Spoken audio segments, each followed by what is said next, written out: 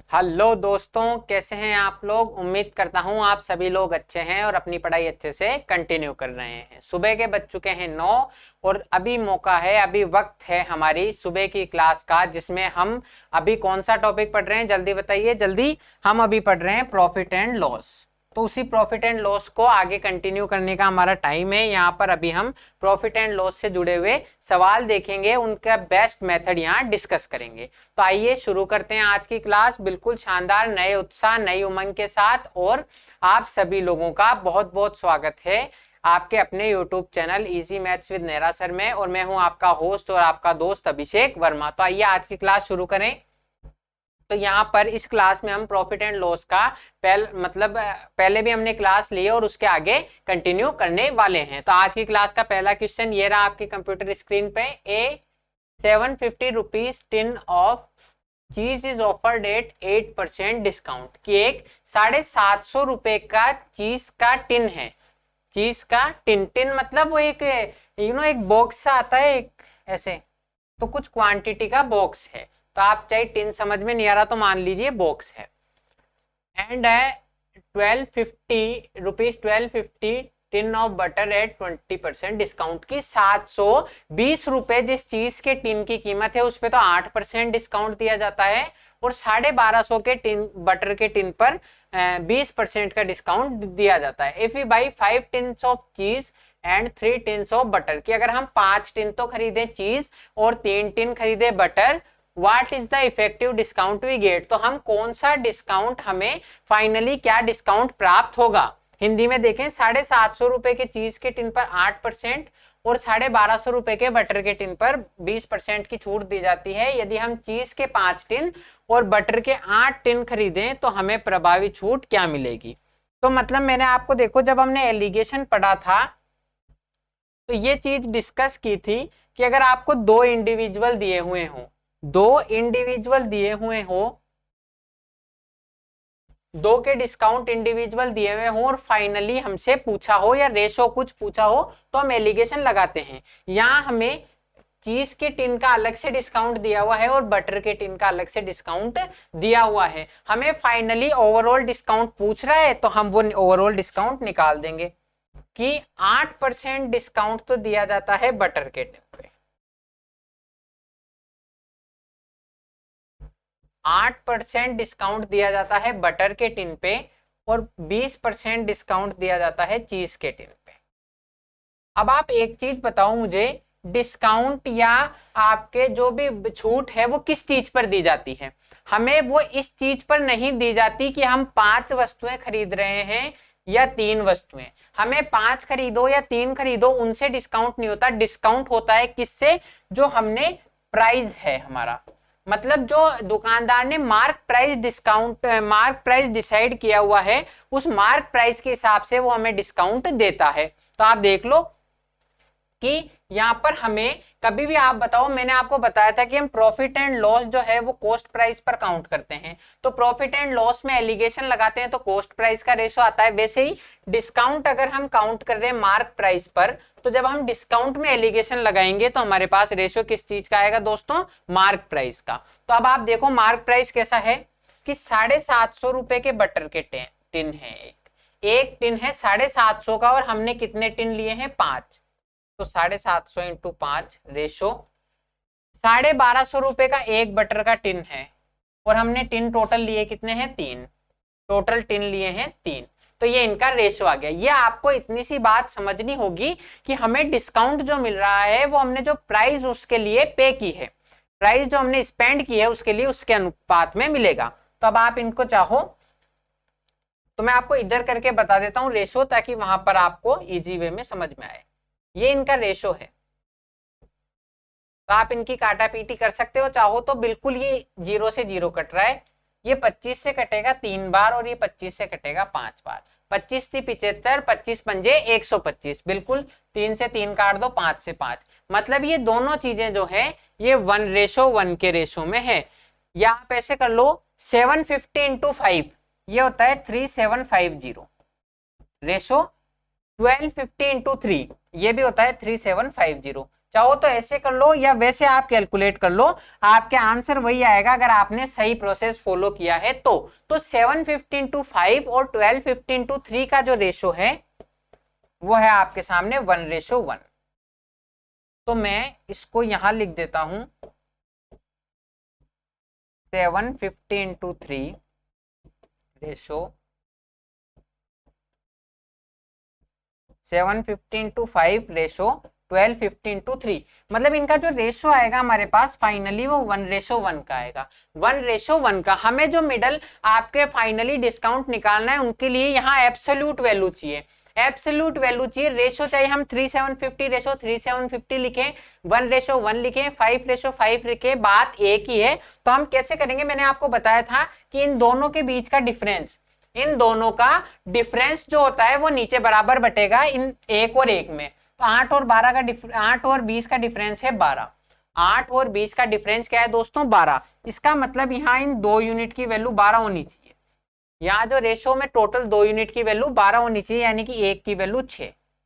तो 6:6 इनका फाइनली हमें रेशो मानना पड़ेगा। तो चाहे 8 में 6 जोड़ो तो भी 14 आएगा, चाहे 20 में से 6 घटाओ तो भी 14 आएगा। हमारा ओवरऑल डिस्काउंट आ गया 14%।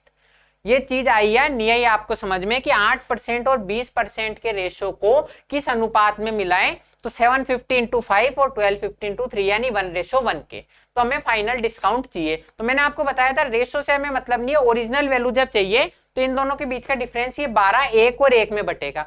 2 की वैल्यू अगर 12 है तो एक की वैल्यू 6। तो चाहे 20 में से 6 घटाओ तो भी 14, या 8 में से आप 6 जोड़ो तो भी 14। या आप ऐसे नहीं करना चाहो तो एक तरीका और है कि 1:1 में आ गया, 1:1 में आ गया यानी कि इन दोनों का औसत निकलेगा। 1:1 में आ गया यानी कि 8 भी 1 होगा और 20 भी 1 होगा। तो चाहे चाहो तो ओवरऑल औसत निकाल लो 8 और 20 बटा 2। अब कभी भी 1:1 में आ जाता है तो फाइनली इनका औसत ही निकलता है। तो 8 और 20 28, 28 का आधा 14, ऐसे भी आप कर सकते हो। बात दोनों में एक ही है, चाहे आप 8 और 20 को रेशो बना के तोड़ दो तो भी आपका आंसर वही आएगा। तो 8 और 20 का जो एवरेज है वो 14 इसका आंसर हो जाएगा। अब अगर जैसे मान लो आपने एलिगेशन नहीं करा है तो इसका कितना लेंथी प्रोसेस हो सकता है वो आप सोच के देखो कि मुझे 750 के, मैं आपको बता रहा हूं खाली, ये आपको अगर ये करना है तो ये सबसे बेस्ट है मेथड। इसमें होगा क्या कि 750 के 5 टिन खरीदे, डिस्काउंट कैसे निकलेगा, 750 के 5 टिन खरीदे और हर एक पर 8% मिला। 750 के 5 टिन खरीदे, हर एक पर 8% मिला। 1250 के 3 टिन खरीदे और हर एक पर 20% का डिस्काउंट मिला। 1250 के 3 टिन हमने खरीदे और हर एक पर 20% का डिस्काउंट मिला। इससे ओवरऑल कितना डिस्काउंट हमें मिलेगा, इससे ओवरऑल कितना डिस्काउंट हमें मिलेगा। तो पहले इन डिस्काउंट को कैलकुलेट करते अपॉन फाइनल मार्क प्राइस को कैलकुलेट करते। फाइनल मार्क प्राइस कैसे होगी, 7:15:3 प्लस 12:15:3, सॉरी 7:15:5, ये आपकी फाइनल मार्क प्राइस है। मतलब ये तो डिस्काउंट आ गया इस एक पर 750 वाले पर, ये आ गया 1250 वाले पर। इन दोनों के ओवरऑल डिस्काउंट को निकालते आप, फिर उनको जोड़ते और ये इनका टोटल मार्क प्राइस आ गया। तो टोटल डिस्काउंट जो भी आपको मिला रुपयों में बटा टोटल मार्क प्राइस इंटू 100, आपको ऐसे करना पड़ता तो आपके बहुत ज्यादा कैलकुलेशन हो जाती। इससे अच्छा सबसे बेस्ट तरीका यही है कि आप एलिगेशन से कर लो। तो यह आपको तरीका सिर्फ मैंने बता दिया कि बेसिक से आपको इतनी कैलकुलेशन करनी पड़ती, लेकिन हमें वो चीज करनी ही नहीं है जब हमारे पास बेस्ट मेथड है। तो अब बढ़ते हैं नेक्स्ट क्वेश्चन पे। The selling price of an article is 816, 816 रुपए किसी वस्तु का विक्रय मूल्य है। If the discount on it is 15%, अगर इस पे डिस्काउंट 15% है तो what would be the selling price of the article if the discount on it is 25%, कि अगर इस पे डिस्काउंट 25% होगा तो आर्टिकल का प्राइस क्या होगा। तो आप बिल्कुल देखो, हम 15% और 25% पर बात करते हैं। 15% का मतलब 15% का डिस्काउंट दे दिया, यानी कि 20 पर 3 की कमी करती।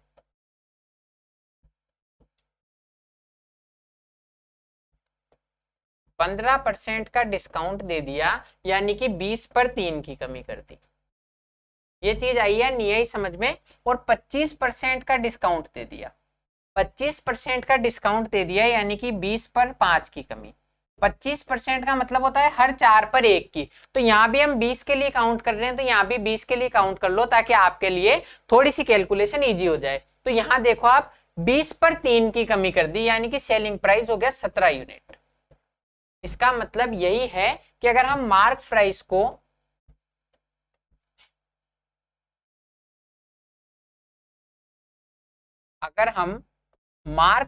को ये SP1 और SP2 निकाल देते, मार्क प्राइस को अगर हम मैं 20 मानता हूं, तो यहां पर तो मैंने 3 की कमी करी है, तो मैं 17 रुपए की बेचूंगा, यही चीज है। और यहां पर 5 की कमी कर दी 20 पे, तो मैं 15 रुपए की बेचूंगा। ये चीज आई है नहीं आई समझ में? एक बार आप कमेंट में मुझे यस और नो बोल दीजिए कि यहाँ पर 20 पे 3 की छूट दी। 15% का मतलब यही है कि 20 पर 3 की छूट दी, तो 20 की लाया था तो 17 की बेचूंगा। और 25% यानी कि 4 पर 1 की, तो 20 पे 5 की छूट दी, तो 15 में बेचूंगा। अब आपको सिंपल देखो, अगर 15% की छूट दी जाती है तो विक्रय मूल्य 816 है, मतलब इस 17 की वैल्यू सवाल में 816 है। इस 17 की वैल्यू क्या है दोस्तों सवाल में? 816। तो हमें 25% की छूट दी जाती है, तब इस 15 की वैल्यू बतानी। बिल्कुल आसान है, सिर्फ मैंने आपको एक रेशो से बताया है, वरना आप परसेंटेज वगैरह निकालने में अपना टाइम खराब कर सकते हो कि 17 की वैल्यू अगर 816 है तो 15 की वैल्यू क्या होगी। अब आप देख सकते हो ये कितने गुना पे है, या आप डायरेक्ट 15 की वैल्यू ऐसे निकाल दो, 15 इंटू 816/17। 17 की वैल्यू 816 है, तो एक की वैल्यू हो जाएगी 816/17 और 15 से गुणा कर दो। अब आप चाहो तो 17 से इसको काट दो, 17 चौक 68, 68 के बाद बचे 13, 17 अंटे 136, तो 15 इंटू 48, 15 इंटू 48 हो जाएगा 720। तो इसकी वैल्यू हो जाएगी 720। ये चीज आई है नहीं आई समझ में? एक बार मुझे बता दीजिए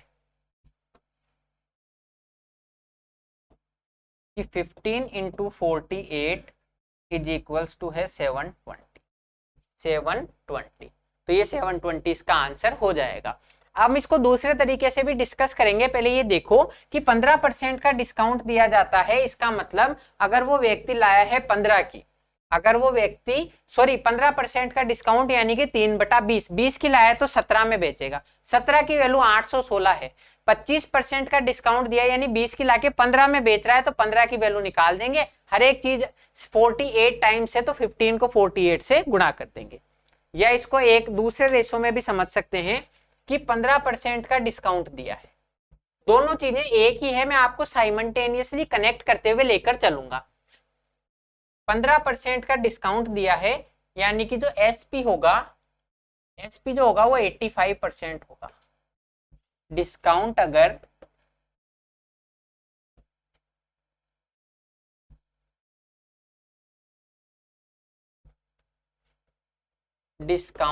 आपके 15% का है, इसका मतलब जो आपका सेलिंग प्राइस होगा वो 85% होगा मार्क प्राइस का, क्योंकि 15% तो हम कम कर देंगे। दूसरी कंडीशन में डिस्काउंट अगर 25% का है, डिस्काउंट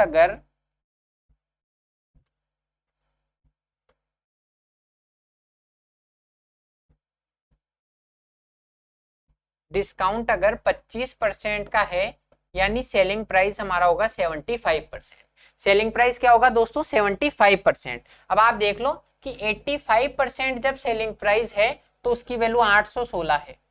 85% जब हम प्राइस ले रहे हैं आपसे तो उसकी वैल्यू 816 है, तो 75% की वैल्यू ज्ञात करनी है कि जब मैं आपको 25% डिस्काउंट दे रहा हूं यानी कि 75% आपसे ले रहा हूं, तो मुझे उसकी वैल्यू चाहिए। तो आप बिल्कुल इजी वे में निकाल दोगे कि 816 तो है 85 की वैल्यू, तो 75 की वैल्यू ज्ञात करो। अब आप चाहो तो इसको 5 से काट दो, ये 5 से कटेगा 17 बार, 5 से कटेगा 15 बार, बात एक ही है। तो भी आप 816/17 करेंगे तो 48 इंटू 15 जो होगा वो 720 आपका आंसर हो जाएगा। दोनों से आपके बात यही है, तो आप चाहे यहां से करो चाहे यहां से, दोनों में आपके कैलकुलेशन एक ही होनी है।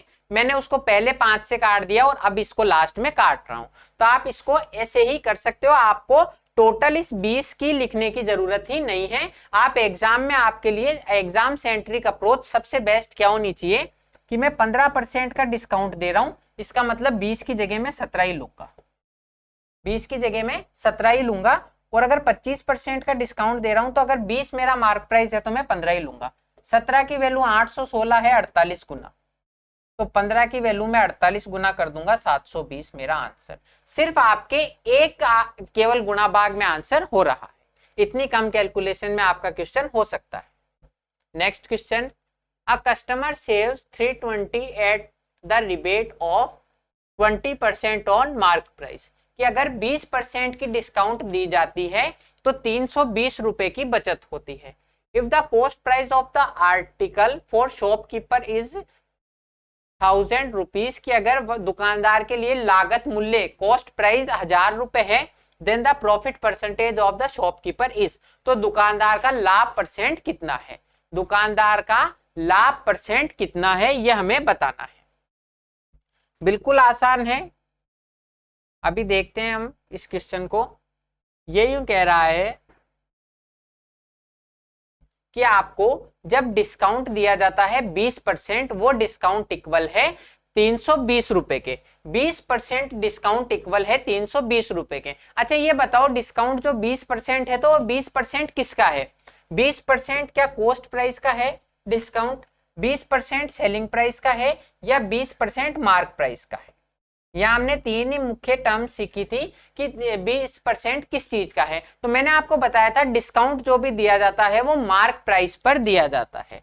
डिस्काउंट जो दिया जाता है वो मार्क प्राइस पर दिया जाता है, यानी कि जो आपका मार्क प्राइस है, मार्क प्राइस का 20% जो है वो 320 रुपए, मार्क प्राइस का 20% जो है वो 320 रुपए है। तो मार्क प्राइस निकाल देंगे। 20% की वैल्यू 320 है, 20% का मतलब 1/5, 20% का मतलब फ्रैक्शन वैल्यू क्या होती है 1/5, कि 1/5 की वैल्यू 320 है तो टोटल की वैल्यू हो जाएगी 320 इंटू 5। 20% का मतलब कि अगर 5 टोटल वैल्यू है तो मैंने 1 का डिस्काउंट दिया, 1 की वैल्यू 320 है तो 5 की वैल्यू 5 से गुणा कर दो 1600, 5 की वैल्यू क्या हो जाएगी 1600।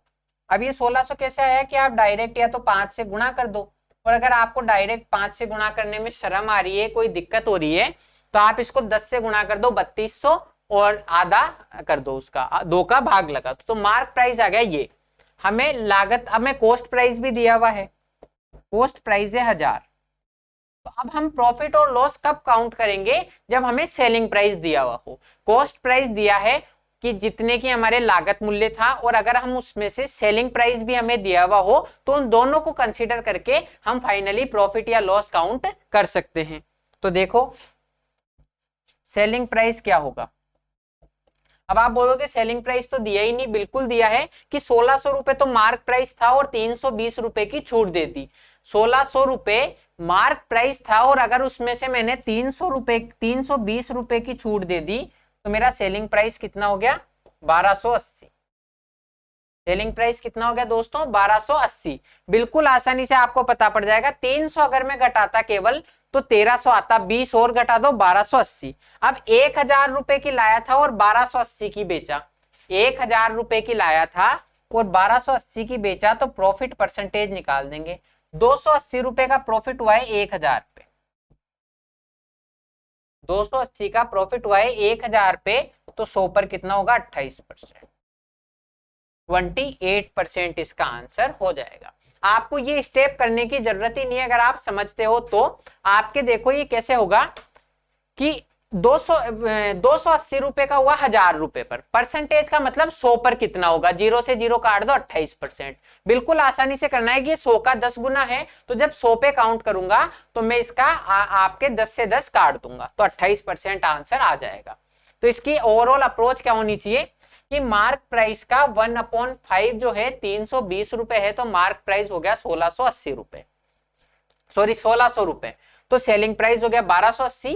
1000 की लाया था, 1280 की बेचा, तो इसका मतलब मेरे जो है प्रॉफिट कितना हुआ 28%। अब आप अगर इसको यहां से ये आपको समझ में आ गया तो एक स्टेप और आगे बढ़ सकते हो, एक और एडवांस लेवल पर हम इसको समझ सकते हैं कि आपके 20% का डिस्काउंट दिया है।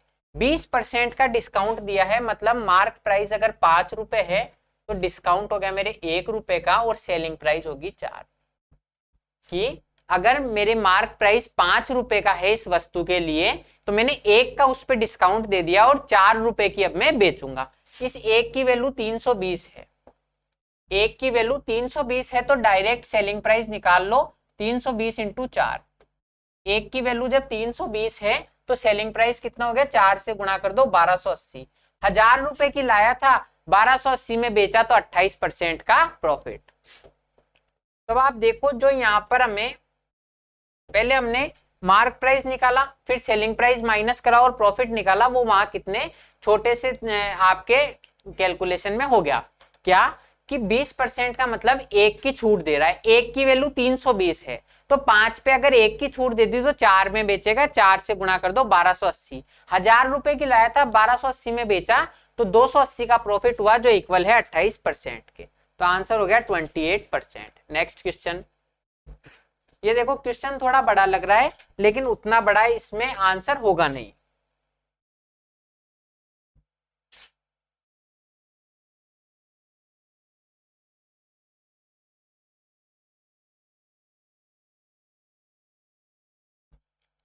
A producer sells all the produced article and sold each of them at the rate of 90 rupees. की एक उत्पादन करने वाली जो एक उत्पादक है, कोई भी जो कंपनी उस वस्तु का प्रोडक्शन करती है वो सभी वस्तुओं को 90 रुपए के हिसाब से बेचती है। एक वस्तु 90 रुपए की, सारी 90 की नहीं है क्योंकि इतना अभी आपकी सस्ती चीजें नहीं है, अभी महंगाई है।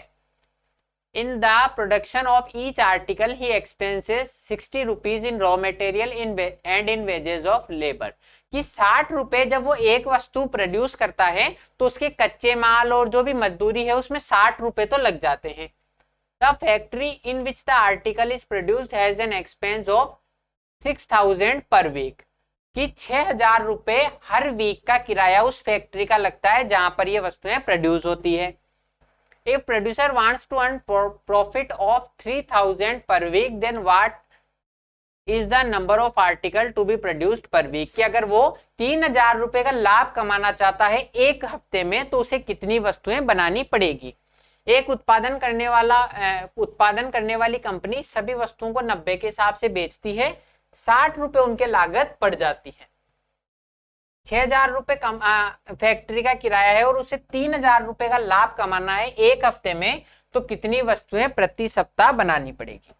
अब आप देखो इसको क्या करना है कि टोटल इसको कॉस्ट चाहिए कितनी,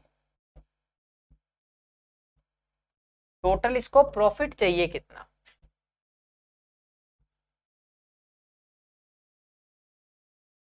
टोटल इसको प्रॉफिट चाहिए कितना, 3000 रुपए का प्रॉफिट चाहिए, लेकिन इसको कमाने कितने हैं वस्तुओं से, ये 60 रुपए तो अलग घटा दो।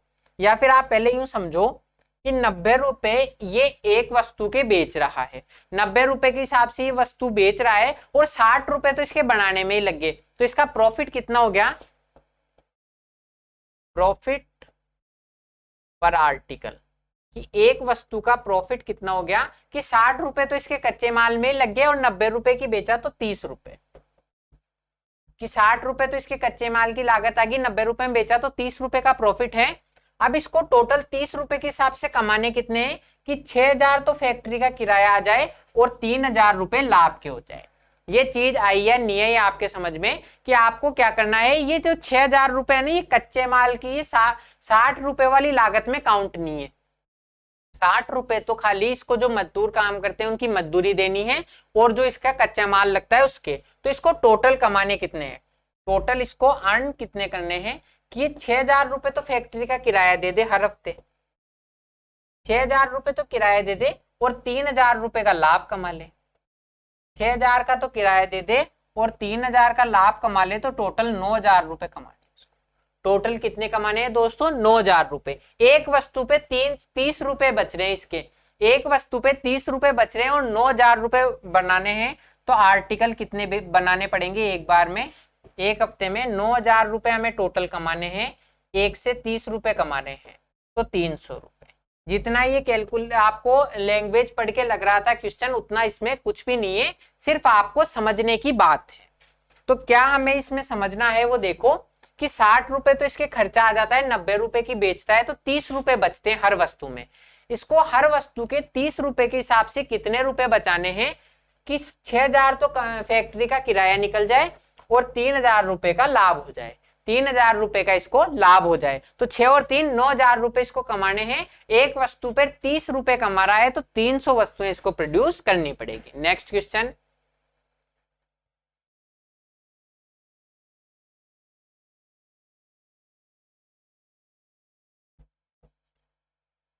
An article is sold at a certain price, कि कोई वस्तु है उसको किसी निश्चित मूल्य पर बेचा जाता है और हर एक दुकानदार किसी निश्चित मूल्य पर ही बेचता है वस्तु को, तो इसमें कोई नई बात नहीं है।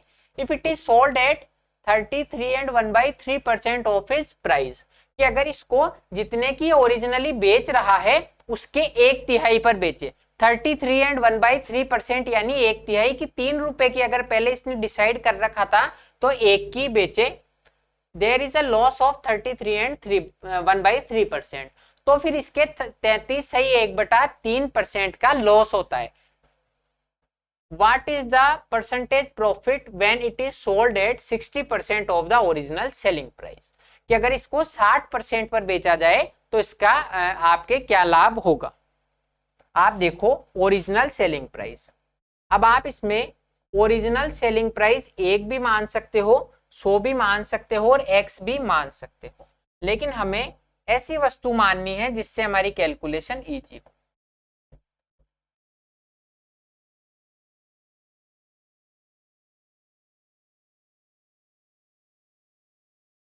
अब ओरिजिनल सेलिंग प्राइस हम क्या मानेंगे? मैं 1 भी मान सकता हूं, 100 भी मान सकता हूं, x भी मान सकता हूं। आप देखो हमें ओरिजिनल सेलिंग प्राइस के 1/3 पर बेचना है।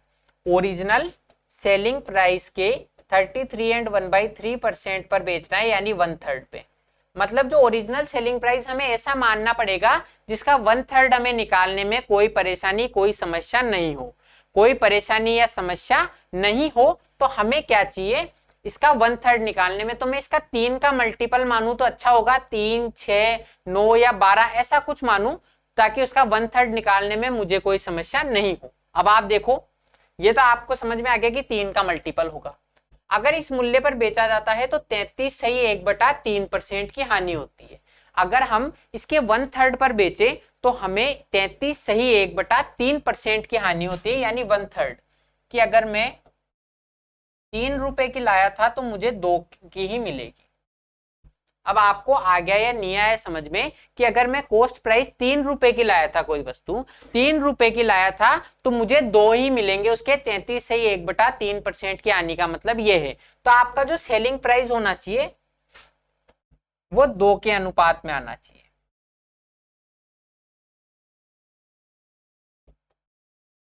आपका सेलिंग प्राइस जो होगा वो 2 आना चाहिए। क्यों? क्योंकि मैं 3 की लाया हूं, 1 का मैंने घाटा खा लिया तो 2 में बेचूंगा, तो यहां पर आना चाहिए 2।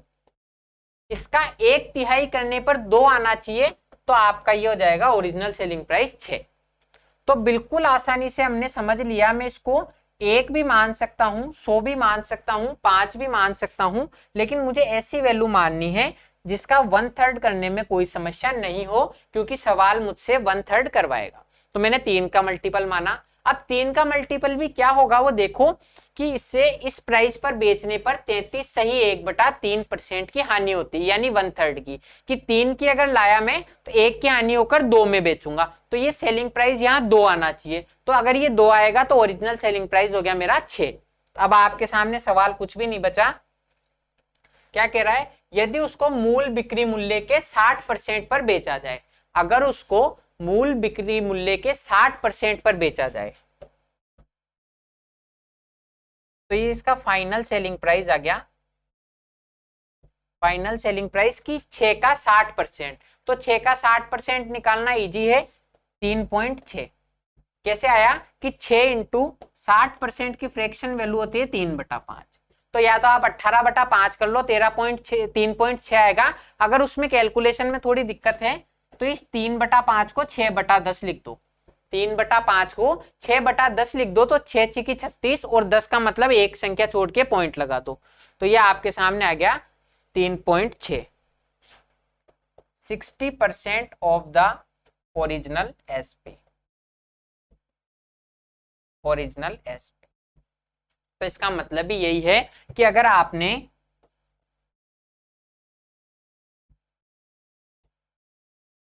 इसका मतलब यही है कि हमें पूरा रेशो मिल चुका है। हम इसको मैं इसको 100 भी मान सकता था, 1000 भी मान सकता था, लेकिन मैंने ये समझ लिया कि 1/3 करना है तो 3 का मल्टीपल मानो, और सेलिंग प्राइस मेरा 1/3 करे बाद 2 आना चाहिए, क्योंकि 3 की मैं लाया तो 2 की बेचा, तो इसको मान लेंगे 6। तो फाइनल सेलिंग प्राइस है 3.6। तो ये पूछ रहा है अगर इस 3.6 में बेचे तो मुझे कितना % प्रॉफिट होगा। तो मैं लाया कितने की था, सेलिंग कोस्ट प्राइस था मेरा 3 रुपए, तो 3 रुपए की लाया, 3.6 में बेचा तो 0.6/3 इंटू 100। ये चीज आई है नहीं आई समझ में, तो 0.6/3 इंटू 100 बराबर हो गया 60/3, 20%। ये चीज आई है नहीं आई समझ में, एक बार मुझे कमेंट में यस और नो बता दीजिए, ताकि हम एक बार इसको वापस से समझ लें, या फिर अगर समझने की नीड नहीं हो तो आगे बढ़े। इसमें ये कहना चाह रहा है कि हम इसको कुछ भी मान सकते हैं, लेकिन 1/3 करना है तो 3 का मल्टीपल तो आएगा। फिर मैंने इसको 1/3 का लॉस हुआ, मुझे 1/3 का लॉस हुआ, यानी कि अगर मेरा कॉस्ट प्राइस 3 था तो 2 ही सेलिंग प्राइस होगा। ये सेलिंग प्राइस आ गया 2, तो इसका मतलब ओरिजिनल मेरा सेलिंग प्राइस कितना था, 6। तो 6 रुपए की मैं ओरिजिनली बेच रहा था, मैंने दुकानदार के कहने पर 2 रुपए की बेची, तो मुझे 1/3 का लॉस हुआ, यानी कि मैं 3 रुपए की वो वस्तु लाया था। यहाँ सभी हम चीजें आपके फिक्शन में ये चीजें चल रही है, हम मान रहे हैं, यहाँ कुछ भी ओरिजिनल नहीं है। तो हमने माना कि ये 6, 2 और 3 का इनमें रेशो चल रहा है, तो इस 6 के 60% यानी 3.6 में बेचे और 3 रुपए की लाया था, तो 20% का प्रॉफिट हो जाएगा। या फिर आप ऐसे समझ लो 3 की लाया था और 3.6 में बेच रहा है, यानी कि 10 की लाया था तो 12 में बेच रहा है, तो प्रॉफिट कितना हो गया आपके सामने, 20%। तो आप इतनी आसानी से इस क्वेश्चन को कर सकते हो। तो यही आपका क्वेश्चन होगा। इसी के साथ आज की क्लास का हमारा टाइम भी कंप्लीट हो गया। तो अब मैं मिलूंगा आपसे नेक्स्ट क्लास में, तब तक आपको इनको रिवाइज करना है, और अगर कोई समस्या हो तो कमेंट में मुझे बता दीजिए। और अगर वीडियो पसंद आए तो वीडियो को लाइक कीजिए, चैनल को सब्सक्राइब कीजिए और अपने दोस्तों के साथ शेयर कीजिए। थैंक यू, जय हिंद।